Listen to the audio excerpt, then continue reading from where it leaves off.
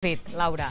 Bé, No te'n riguis d'en Rambot s'estrena el 7 de gener al Teatre del Mar. El darrer muntatge d'Iguana Teatre, que combina el cabaret amb un punt de tragicomèdia, narra la vida del poeta francès, que va tenir una vida curta però apassionant. Avui ens hem colat en un assaig. El dia que em votaren la cama de Nardú va ser un dia de xafogor terrible. Aquell dia Ofèlia i jo començàrem a existir. Que música...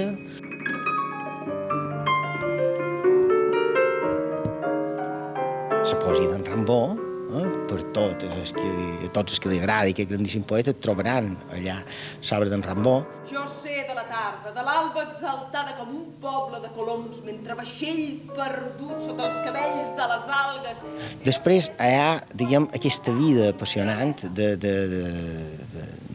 d'un home que va viure només 37 anys, però que va deixar d'escriure en el 19, després se'n va anar a Abissínia, va fer tràfic d'armes, fins i tot que diuen que tràfic d'esclaus. Molt intensos. És una vida molt intensa. És un cabaret, diguem, amb influència del cabaret noir francès de finals del 19, però que tracta un tema que normalment no es tracta en cabaret. Men, per aquí un amb un crani, l'altre amb una cama. Podeu explicar què passa aquí? Què vol dir això? Això és una locura, no?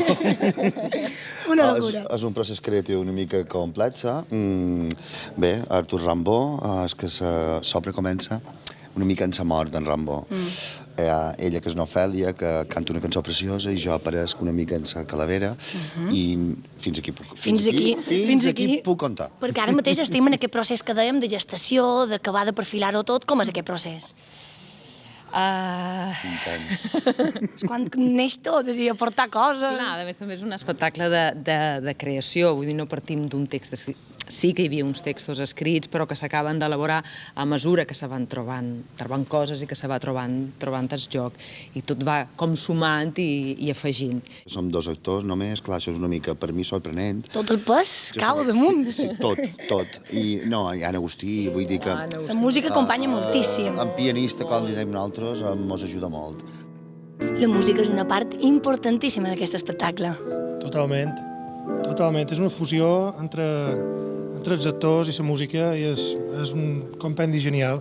I com ho feis? Vos poseu d'acord amb els actors també perquè ells sentin la música tal com tu l'estàs tocant? Sí, és com una espècie de quan cuines, quan tu cuines un menjar, cadascú dels components posa ingredients i en el final surt aquest plat tan bo. I l'heu de cantar en directe? Fa por? Jo és per això que som aquí, també.